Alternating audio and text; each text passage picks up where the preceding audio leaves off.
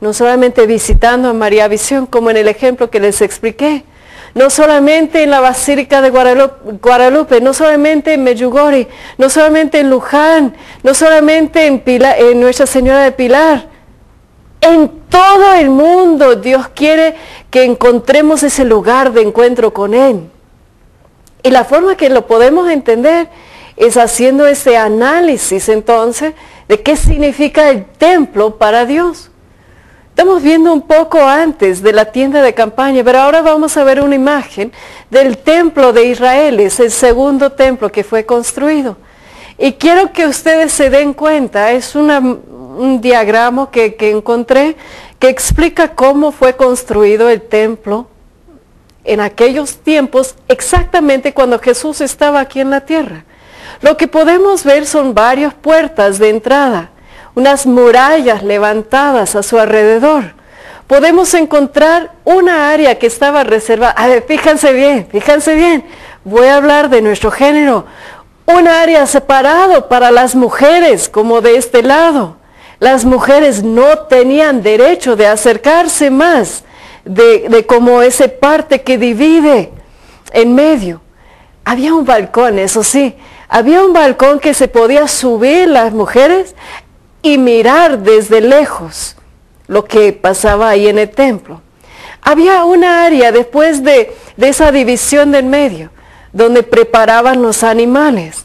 Una área donde los mataba, otro donde los preparaba y efectivamente otro donde quemaba ese sacrificio, ese olor al Señor que fue elevado al cielo, el lugar de sacrificio. Había un lugar reservado para sacerdotes, como el lugar como alrededor del lugar del Santísimo. Otra área reservado para hombres. Obviamente aquí estoy hablando de hombres judías. Los gentiles, ustedes van a ver frente a cada puerta no podían entrar, había advertencias que ellos ni siquiera podían tocar ni pisar parte de ese templo. Los hombres podían llegar cerca, pero aún afuera del templo. Solamente los sacerdotes y el rey podían tener acceso al lugar santo. Y solamente el sumo sacerdote podía entrar, no sé si pueden ver, está marcado con el número 1, es el lugar del Santísimo, donde la arca de la alianza estaba presente. Y dentro de la arca de la alianza estaban las tablas donde Dios tomó la molestia, fíjense, Dios tomó la molestia de dejar con su propio dedo escrito los 10 mandamientos. Ese lugar estaba reservado únicamente, exclusivamente para el sumo sacerdote.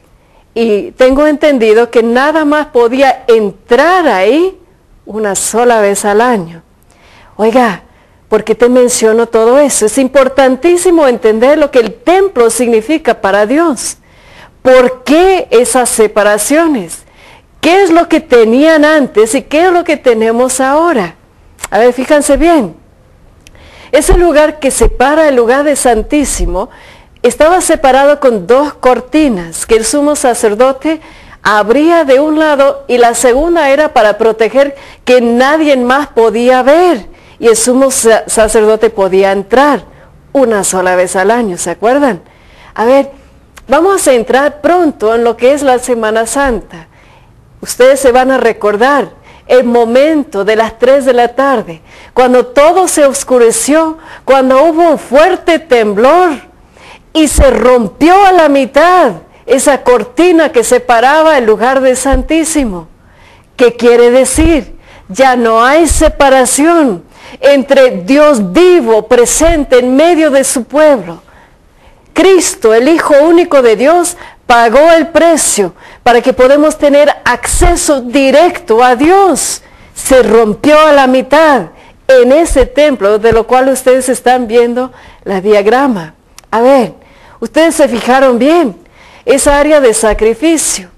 Miles y miles y cientos de miles y miles y miles de animales fueron sacrificados, su sangre derramado.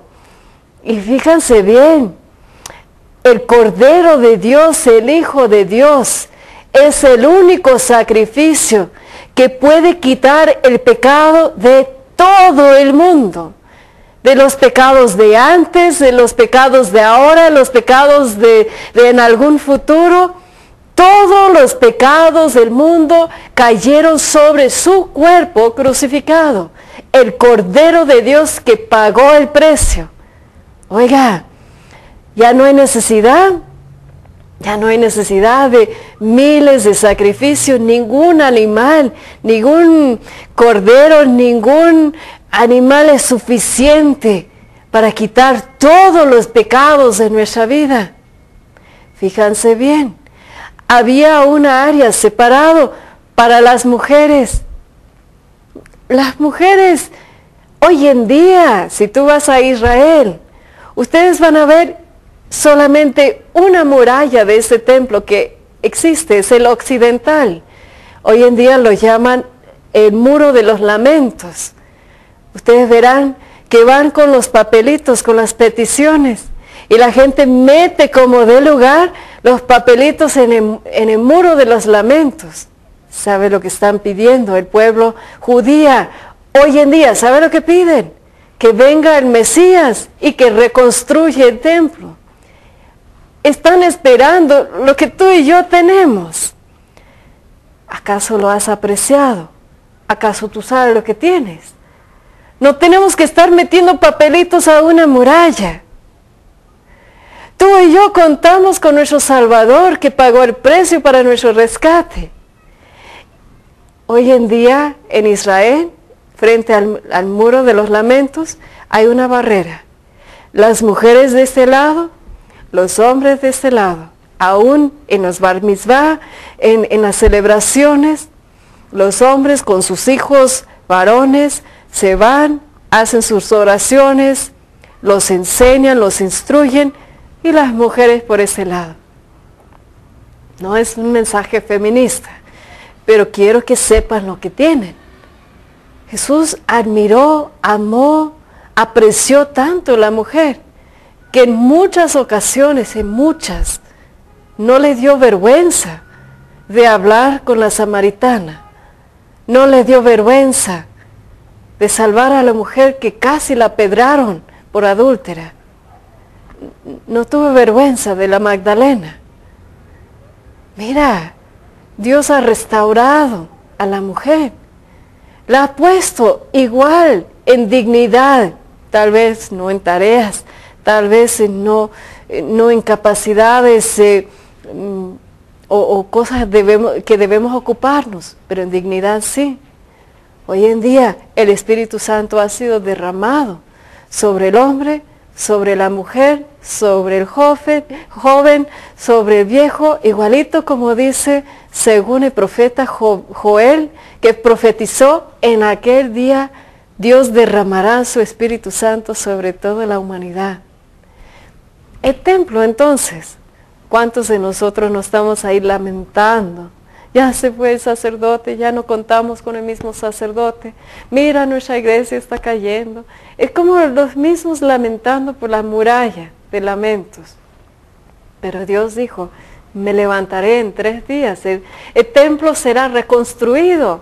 Es decir, cuando Cristo murió y resucitó, Él mismo cambió toda esa perspectiva de un edificio, de un solo lugar, de un solo pueblo, de un solo culto, y abrió la fe a todas las naciones, a todas las razas, a todo el pueblo, y quiere que le rindamos culto desde el corazón.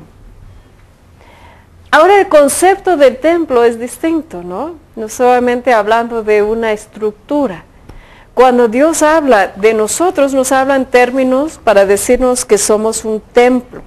Ahora quiero que abran conmigo a 1 de Corintios y vamos a capítulo 3. Y en capítulo 3, versículo 16, escucha, a ver, se van a asombrar, prepárense por lo que van a escuchar. 1 de Corintios capítulo 3, 16. ¿Acaso, así lo dice San Pablo, fíjense?